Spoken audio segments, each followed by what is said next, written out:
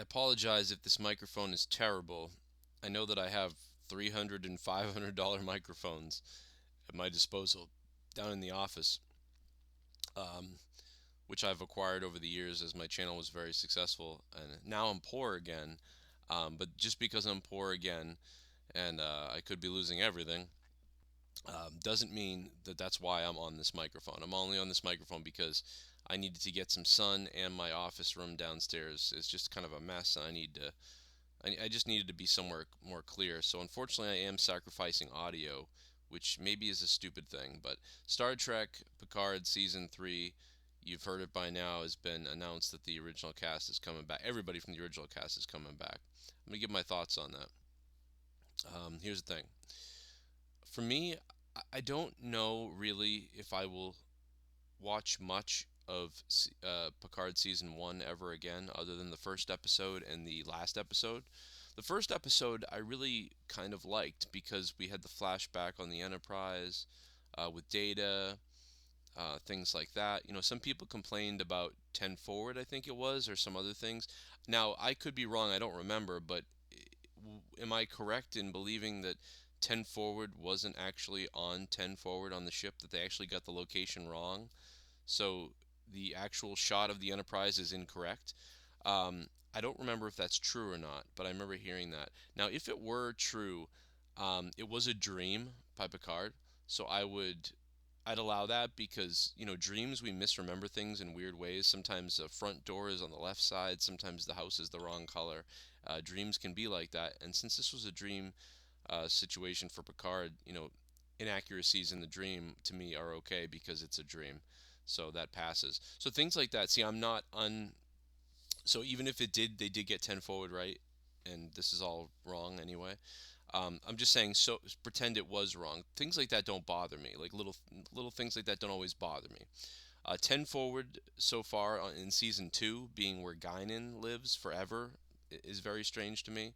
So I'm not going to go into all my problems with Picard season 1 and 2 because there's a lot of them. There's a lot of problems. There's a lot of the show hates ICE. We hate ICE. We hate Trump. We hate white people. Things like that. But what's weird is in Star Trek, usually they try to solve problems like that. So if there's a problem with immigration, then Star Trek will do something to say something about that, um, in a way that makes you think, like from both sides, that can maybe give both sides perspective, and then in the end there's a result to it. And if that result is the way that you know maybe many progressive type of people would like, um, that's okay. But you've said something and commented on it to show how it could be a good thing. But in this show, it doesn't feel like they do that. In this show, it feels more like they just say, "Hey, we hate that thing, and we're mad at that, and we're going to tell you that." So if you're watching this and you're somebody who is, you're going to make everybody uncomfortable, basically. I think mostly. So I'm hoping in the third season, as the old cast maybe comes back, this changes. But the same people are involved in it that were involved in those two seasons, right? Or at least the second season. So I don't have too much faith, but I did mark out for this. I'm a wrestling fan, so I use the term mark out. I did freak out for this. I love this cast. I grew up watching this cast. I remember my father when we around the first couple of seasons when I was a kid telling me he used to watch the old original series, and that was the one he really loved. But he did like this version as well. He was one of the people that ended up liking it. We would watch it all the time. My mother, my father, me. Um, I was about 4 years old in 1987, so I saw it debut. One of the episodes that always stuck out to me was where Tasha Yar died on the planet. I would pretend that I was getting shot by the monster in the oil pit, and things like that when I was a kid. I loved Star Trek, and I just have always loved it. And I found my wife. My wife grew up watching Star Trek too, and I didn't know that until a little while into us dating. And me and my wife love Star Trek: The Next Generation. It's one of our favorite shows. So there's so many reasons and connections to this show. I love it. And so obviously, if you're telling me the whole cast is coming back, um, you know, for season 3 of Picard, I'm obviously going to get behind it. I really hope that it is more traditional to the show. The characters are more in character. Um, they got a little bit out of character, a bit slightly in the movies. They sort of movied them up a little bit more, like action heroes, as opposed to the characters that they were in the show. And I've always been able to accept that. The volume was turned up a little bit in the movies, some of them. Um, and even the movies never equated quite to what the show was 100%. But I like them still. Um, but I hope that that's what we get here. It's great news to hear that everybody's coming back.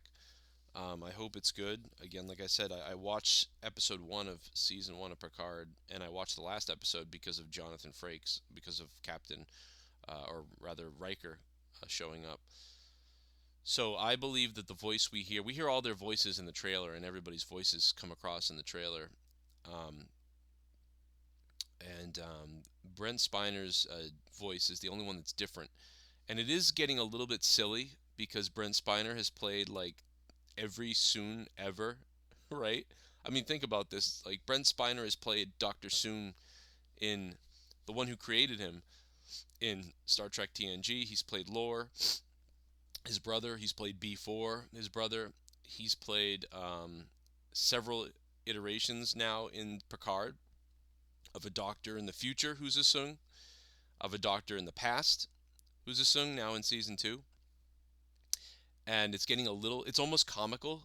I mean, this guy has had to play the relatives. I mean, like the inbreeding in this family must be off the chart. I think I saw Red Letter Media. I think brought that up, and I was dying. I was like, yeah, that's exactly what I was thinking. Like, what are these people doing? But in my opinion, the family is so almost like the Rothschilds or the Kardashians. If you were to make a family, and I'm not saying the Kardashians are like this, but I'm saying like if you just made a family name and they were so narcissistic. You know what I mean? That they passed this down to each other through time, every generation, and it was part of their whole family and culture, and they were almost obsessed and sick. You could, it is somewhat believable, I suppose, that you could get this, but it's just funny. Um, and it seems like every third Sung is a pretty decent guy. Oh yeah, he also played his descendant in Enterprise as well during that timeline. So he's been in every timeline playing these different versions of Doctor Sung, usually an evil character, but once in a while is a decent one, is a good guy. So I believe that the voice that we're hearing in this is Lore, um, because it allows Brent Spiner to look like Data again, sort of to look like an android, I suppose. And I don't know why they have to go rescue. They have to stop Lore from doing something. Um, Maybe Lore is in control of the Borg somehow, like he wanted to be back in the TNG. I don't know. Maybe it's something like that. And I hate it stinks but it's an interesting tie-in, and maybe this they'll find a way that the memories the B4 had wouldn't go into, we couldn't extract them from B4, but we can get them with Lore, and so maybe Data will come back. I mean, but the only thing about that is they closed Data's story so definitively in the first season. And that's the only thing I didn't like. It's weird because it's one of the best things about the first season is Data finally getting to sleep or whatever, his digital self or whatever it was. Um, but it would be awkward after that goodbye to then bring him back, I suppose. But why not? I almost wonder at this point if it wouldn't be a beautiful thing if they did bring him back, or if they brought his memories back, or something. And they just said, you know what, he's back, and everybody's happy and together and goodbye. I almost wonder if a happy ending that's kind of ridiculous isn't what we all need or want at this point. Um, but it just feels weird after that. He dies in Nemesis. He dies again here. And now he's brought back to life. I mean, that's just sort of bizarre. So maybe they'll have to stop Lore, and maybe at the very end, the crew can go on the holodeck. Maybe the last episode. Now this is ridiculous because we're never. I believe I almost don't think. I hate to say this because I think some of the writers are really good, and I think some of these people are really good, but I think some of them are very bad. Like I'm gonna be honest about this. I think some people writing for Picard and certainly people that are writing for Discovery are like stupid. like legitimately dumb, and I don't know why. Um, I mean, I'm not a smart person myself, but when it comes to knowing the lore of Star Trek and knowing what people would and wouldn't do, and then knowing how things just don't make any sense at all. And I'm not talking about, like the Guinan thing with Time's Arrow, because I get it. They're in a different future, so Time's Arrow never happened, so she wouldn't recognize Picard. Some people are freaking out about that, and I think that it's explained by, you know what I mean? But Guinan is just not Guinan, and she's weird, and like, it's very jarring. I'll just be honest, it's jarring. TNG was a very sanitized, cleanly, um, you know, show. I had friends that called it the space library and space opera that bored them. They didn't like it for that reason. But that's why people liked it, because the writing and the stories were so good. In this show, it feels like we're telling you the writing and stories are so good. It's so good. They're so amazing. But the show was amazing. This is not. This is interesting, kind of. See, I take this Picard almost like a novel. You know, when a Star Trek novel comes out, it's not so good. Maybe it's not the best novel, and you're like, I don't know if I really believe that would be what happened. I'll just never read that again, and I won't consider that canon. I can do that with these. I can do that with Picard. I can say like, yeah, they say that, but I'm just gonna pretend this never happened. I'm just gonna watch seasons 1 to 7, and the ending to All Good Things is the only ending I ever need. It's the one of the best endings in all of TV. It's one of the best endings. Top 10 if you were to name any ending from any other TV shows anywhere. It's got to be in the top 10 in my opinion. But it's my number 1. It's my number 1 ending to anything ever. I love that ending. And the movies don't take away from it because I watch the movies and I feel like they're movies. And it's fun to see the stories continued a little bit, but at the same time, nothing will ever take away from that season 1 to 7 and that wrap up. And I know Geordi and Data were friends. In the movies, they're not really. But I know Geordi and Data were bigger friends and better friends in the show. And the movies kind of ignore that a bit. And the show ignores that a bit. And they've always kind of ignored that a bit, I guess. But so I hope we get a hologram of Data somehow at the end, similar to when they're watching the hologram of um, Tasha Yar at the after she's died. They're all doing a funeral to Tasha. Um, it would be not the but at the same time, if they did that again, now we're looking at another Data funeral, and it's like we saw that at the beginning of the season, at the end of season 1. So they'll have the whole cast around, and Data's not there. But what would be beautiful is at the end of the show, maybe the original cast is there to usher in the new Enterprise crew, or they want to do something where you guys were all the last crew of the Enterprise. The new Enterprise is coming, and we'd like you to take it for a spin around, the Milky Way or something. And so the end of Star Trek Picard is the original cast getting to go out um, on the brand new Enterprise just for a spin around the block as it comes back and gets to have an all brand new crew and everything. Um, and what would be nice is if somebody said, well, it just doesn't feel right um, without some of our absent friends, and someone said, um, computer, activate holographic simulation 74 or whatever, and Data's appears next to them all standing on the bridge as they're looking at the view screen, or you know going on this, they're about to go into warp, or they're about to go whatever they're doing. You know what I'm saying? So it'd be kind of like the moment at the end of Ghostbusters, the most recent one, where spoilers, spoilers, spoilers. Um, the most recent Ghostbusters, when they did what they did at the end of that movie. Instead of a ghost, it's a hologram, though, obviously. So they could all look over and smile, and Data could look at them, and then that, just something nice like that. That'd be great right there. That would be beautiful, because now you don't have to retcon anything. You don't have to bring anybody back. There's I mean, how many times did they go into the hollow deck, into the holodeck, and say, computer, based on information, assemble your best, assemble James T. Kirk from the data banks or whatever. And James T. Kirk would essentially come to life. He would only be 80% of himself, right? It would do its best job based on the personality, the words, the journal entries, the history, and they obviously have pictures of him. Obviously, they could construct a holographic James T. Kirk that would look just like James T. Kirk, and it would act very close to James T. Kirk. It wouldn't quite be him, but it would be as close to him as possible in a holographic holodeck situation. So there's no reason why they couldn't be talking to Data through that or whatever. So, but I think just for the moment at the end where they go into space, they go, well, there was one other member that we don't have here that would have been here. It's only right. Computer activate hologram 74. Data comes there. I just think that and that's how it ends. Um, I think that'd be nice. But I think that the best. So anyway, we're getting ahead of ourselves. Let's go back. I think it would be Lore. I think Lore is the baddie in this show, which would be awesome if they had to go stop Lore. So that allows Brent Spiner to act. He's dressed as Data because Data and Lore look the same. Um, maybe even Lore has some enhancements that we don't know about, so he could look different, a little bit different, but be Lore.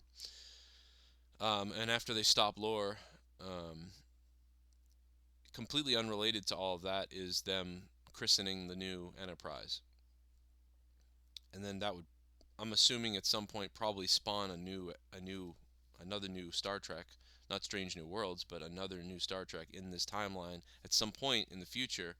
So if they are doing that, then they have to be careful getting the Enterprise correct. If it's the Enterprise, what would it be? The Enterprise J or F, or I don't even know that. I'm sure there's some nerdy person out there who knows exactly what Enterprise is up, J or F. Enterprise A B C D E F. It'd be the Enterprise F, right? I don't know. Maybe it's another one. But so that would then open the door for that later on, a year from now, 2 years from now, whenever they decide to do something like that. Um, but I would like to see that, and I think, but they've already shot it, so I mean, it doesn't matter. What I'm saying right now really doesn't matter. They've already made up their minds as to what they're doing. So I am a bit concerned, but I'll be happy to see everybody. But if it's not good, again, if it's not good and people are out of character and it's a dark, horrible dystopia and it's not like the people I remember, I'll just be happy that they did something in real life, and I'll just say, hey, I'm just never gonna watch this again. That's all you gotta do.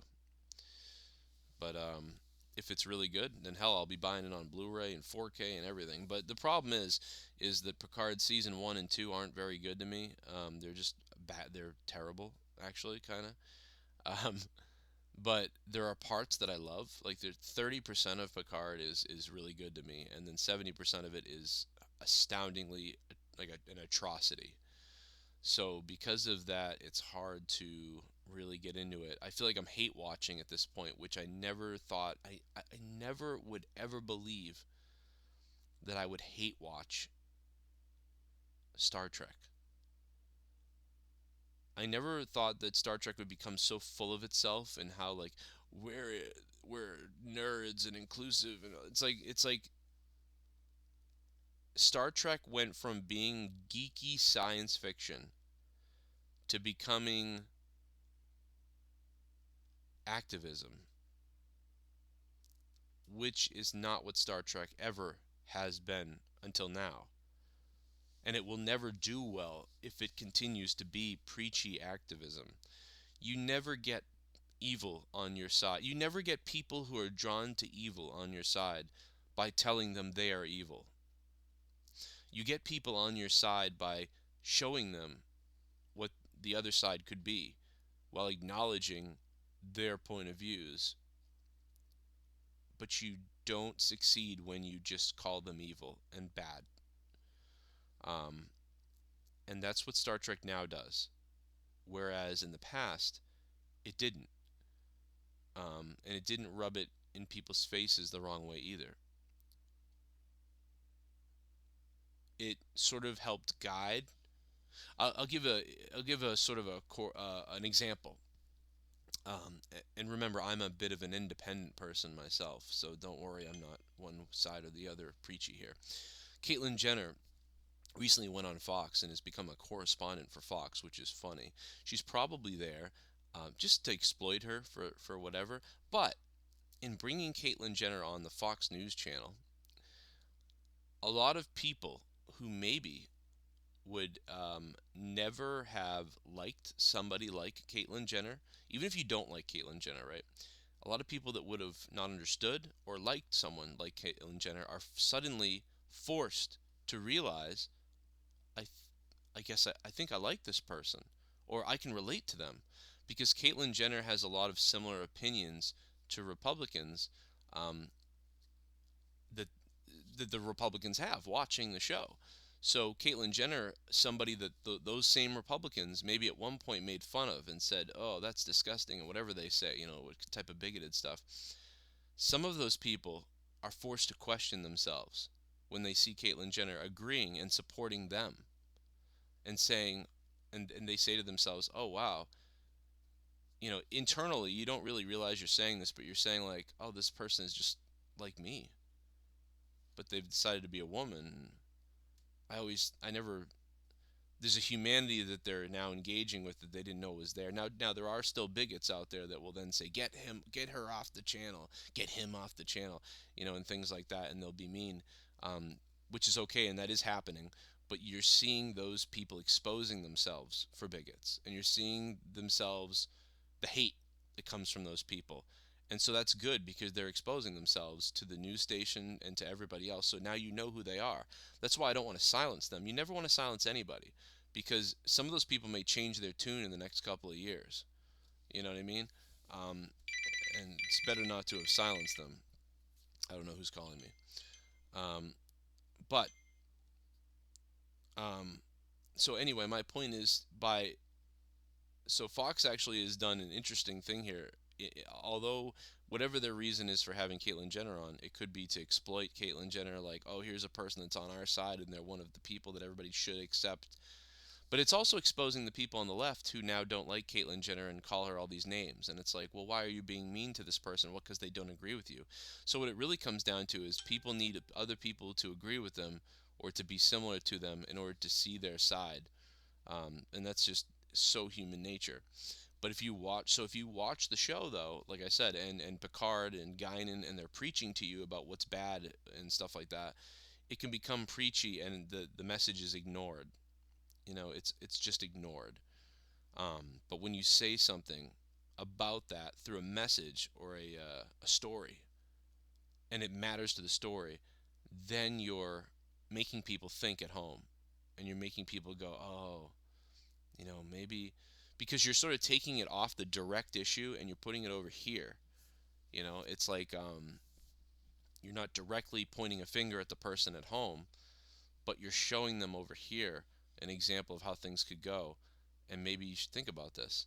And it helps people to think about that and be that way. Anyway, I'm done with that's my comment about what's going on. So I probably don't really enjoy. I think Q has been good. He's a little bit unstable and darker, right? But they've acknowledged that even in the show itself has said that. Picard's like, something's wrong with you, Q. This is a totalitarian nightmare. I don't know. But they're laying it on heavy about the Trump stuff and the things like that and whatever. And so, I hope that um, the third season is more of like a TNG movie. If we could get a TNG sort of movie out of the third season, um, that might be fun. And I think that's about it, man. There's a bunch of other things I could come up with, and I could talk about as far as like what lore could be doing, and they have to destroy lore, and almost killing lore is going to be difficult because it's like killing data in a way. They're seeing data die again, but it's lore. It's hard for them. That's a thing that could be hard to do. Of course, if it's not lore and it's just another Doctor Soong of some kind, or maybe it is Doctor Soong, then maybe he's the one that can bring B4's memories back to Data, and they bring Data back. I think I like my hologram idea at the end, you know.